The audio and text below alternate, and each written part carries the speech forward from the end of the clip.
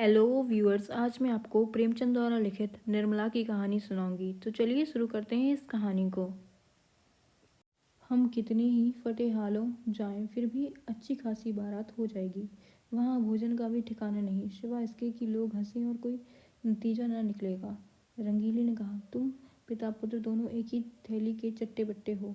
दोनों उस गरीब लड़की के गले पर छुरी फेरना चाहते हो। भुवन ने कहा, जो गरीब है उसे गरीबों ही के यहाँ संबंध करना चाहिए, अपनी हैसियत के बढ़कर। रंगीली ने कहा, चुप भी रह, आया है वहाँ से हैसियत लेकर। तुम कहाँ के धन्ना सेठ हो? ये आदमी द्वार पर आ जाए तो एक लोटे पानी को तरस जाए, बड़े हैसियत वाले बने हो। यह कहकर रंगीली वहाँ से उठकर रसोई का प्रबंध करने चली गई। वन मोहन मुस्कुराता हुआ अपने कमरे में चला गया और बाबू साहब मूछों पर ताव देते हुए बाहर आए कि मोटे राम को अंतिम निश्चय सुना दे, पर उनकी कहीं पता न था। मोटे राम जी कुछ देर तक तो कहार की राह देखते रहे। जब उसके आने में बहुत देर हुई तो उनसे बैठा ना गया। सोचा, यहाँ बैठे बैठे काम न चलेगा, कुछ उद्योग करना चाहिए। भाग्य के भरोसे यहाँ अड़ी किए बैठे रहे तो भूखे मर जाएंगे। यहाँ तुम्हारी दाल नहीं गलने की। चुपके से लकड़ी उठाई और जिधर वह कहार गया था उसी तरफ चले। बाजार थोड़ी ही दूर पर था। एक क्षण में जा पहुंचे। देखा तो बुढ़ा एक हलवाई की दुकान पर बैठा चिलम पी रहा था। उसे देखते ही आपने बड़ी बेतकल्लुफी से कहा, अभी कुछ तैयार नहीं है क्या महाराज? सरकार वहाँ बैठे बिगड़ रहे हैं कि जाकर सो गया या ताड़ी पीने लगा? मैंने कहा, सरकार यह बात नहीं, बुढ़ा आदमी है, आते ही आते तो आएगा।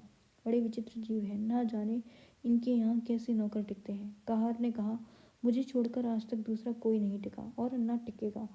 साल भर से तलब नहीं मिली, किसी को तलब नहीं देते। जहाँ किसी ने तलब मांगी और लगे डांटने, बेचारा नौकरी छोड़कर भाग जाता है। वे दोनों आदमी जो पंखा झल रहे थे सरकारी नौकर हैं, सरकार से दो अर्दली मिले हैं ना, इसी से पड़े हुए हैं। मैं भी सोचता हूँ जैसा तेरा ताना बाना वैसे मेरी भरनी। इस साल कट गए हैं, साल 2 साल और इसी तरह कट जाएंगे।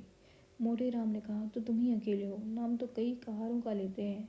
कहार ने कहा, वह सब इन 2-3 महीनों के अंदर आए और छोड़ छाड़ कर चले गए। यह अपना रोब जमाने को अभी तक उनका नाम जपा करते हैं। कहीं नौकरी दिलाइएगा चलूं। मोटे राम ने कहा, अजी बहुत नौकरी है, कहार तो आजकल ढूंढे नहीं मिलते। तुम तो पुराने आदमी हो, तुम्हारे लिए नौकरी की क्या कमी है? यहाँ कोई ताजी चीज़? मुझसे कहने लगी, खिचड़ी बनाइएगा या बाटी लगाइएगा। मैंने कह दिया, सरकार बुढ़ा आदमी है, रात को उसे मेरा भोजन बनाने में कष्ट होगा, मैं कुछ बाजार से ही खा लूँगा। इसकी आप चिंता न करें। बोले, अच्छी बात है, कहार आपको दुकान पर मिलेगा। बोलो साहजी, कुछ तरमाल तैयार है, लड्डू तो ताज़े मालूम होते हैं, तौल दो, एक सेर भर। आ जाऊं वहीं ऊपर ना? यह कहकर मोटे राम जी हलवाई की दुकान पर जा बैठे और तरमाल चखने लगे। खूब छक कर खाया। 2.5-3 सेठ चट कर गए, खाते जाते थे और हलवाई की तारीफ करते जाते थे। साहब जी, तुम्हारी दुकान का जैसा नाम सुना था वैसा ही माल भी पाया।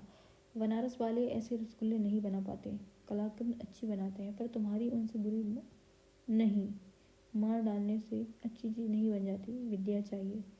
हलवाई ने कहा, कुछ और लीजिए महाराज, थोड़ी सी रबड़ी मेरी तरफ से ले लीजिए। मोटे राम ने कहा, इच्छा तो नहीं है लेकिन दे दो पाव भर। हलवाई ने कहा, पाव भर क्या कीजिएगा? चीज़ अच्छी है, आध सेर तो लीजिए।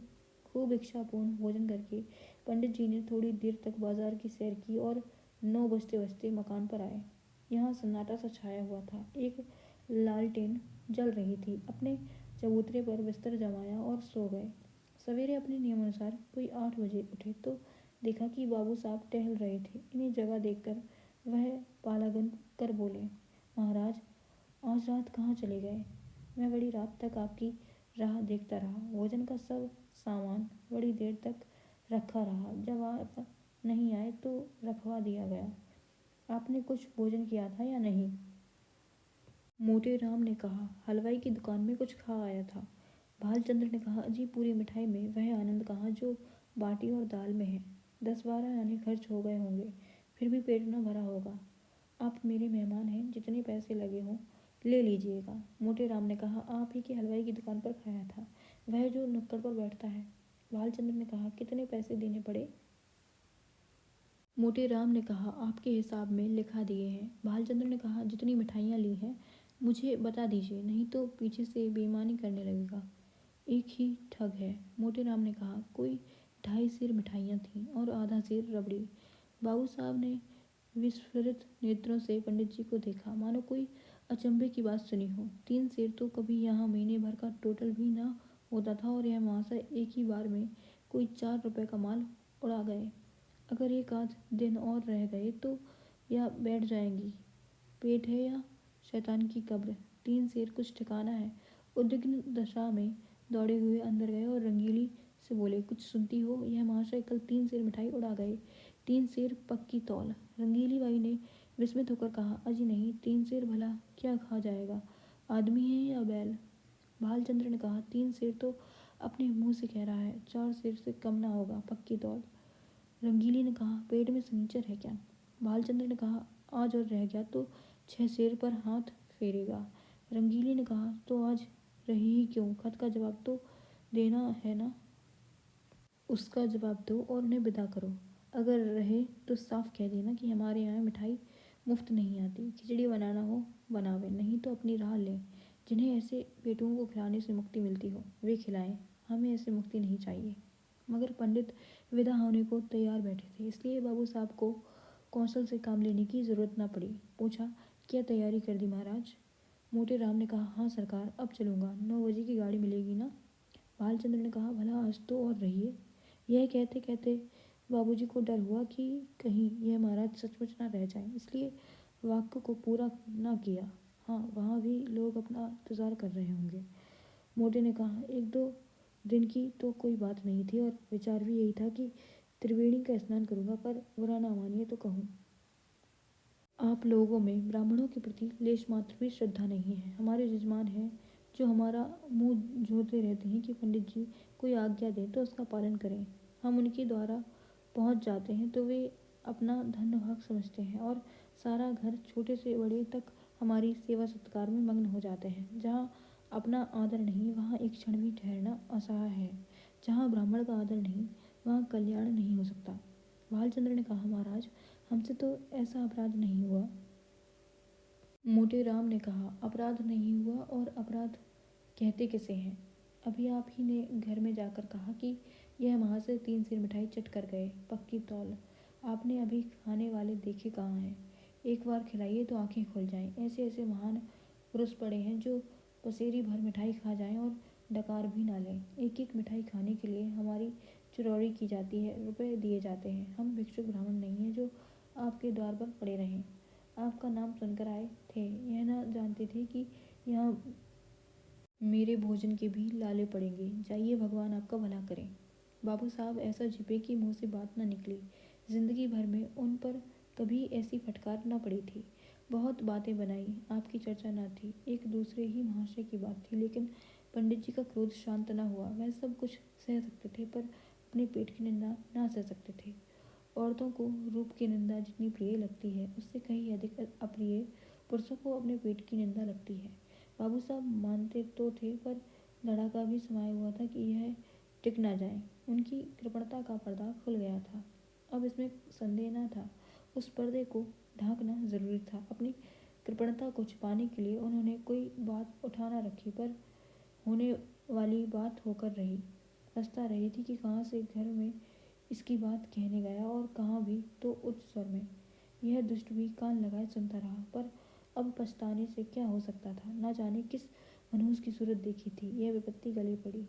अगर इस वक्त यहाँ से रुष्ट होकर चला गया तो वहाँ जाकर बदनाम करेगा और मेरा सारा कौशल खुल जाएगा। अब तो इसका मुंह बंद करना ही पड़ेगा। यह सोच विचार करते हुए वह घर में जाकर रंगीली बाई से बोले, इस दुष्ट ने हमारी तुम्हारी बातें सुन ली, रूठ कर चला जा रहा है। रंगीली ने कहा, जब तुम जानते थे कि वह द्वार पर खड़ा है तो धीरे से क्यों नहीं बोले?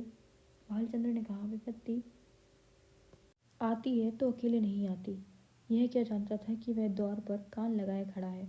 रंगीली ने कहा, न जाने किसका मुंह देखा था। भालचंद्र ने कहा, वही दुष्ट सामने लेटा हुआ था। जानता तो उधर ताकता ही नहीं, अब तो इसे कुछ दे दिलाकर राजी करना पड़ेगा। रंगीली ने कहा, जाने भी दो। जब तुम्हें वहाँ विवाह करना ही नहीं है तो क्या परवाह है, जो चाहे समझे, जो चाहे कहे। भालचंद्र ने कहा, यूं जानना बचेगी। आओ 10 रुपये विदाई के बहाने दे दूं। ईश्वर फिर इस मनुष्य की सूरत ना दिखाए। रंगीली ने बहुत पछताते पछताते 10 रुपये निकाले और बाबू साहब ने उन्हें ले जाकर पंडित जी के चरणों पर रख दिया। पंडित जी ने दिल में कहा, रख तेरे की मक्खी चूस की, ऐसा रगड़ा कि याद करोगे। तुम समझते होगी कि 10 रुपये देकर इसे उल्लू बना लूँगा, इस फेर में ना रहना। यहाँ तुम्हारी नस नस पहचानते हैं। रुपए जेब में रख लिए और आशीर्वाद देकर अपनी राह ली। बाबू साहब बड़ी देर तक खड़े सोच रहे थे। मालूम नहीं अब भी मुझे कृपण ही समझ रहा है या पर्दा ढक गया, कहीं ये रुपए भी तो पानी में नहीं गिर पड़े।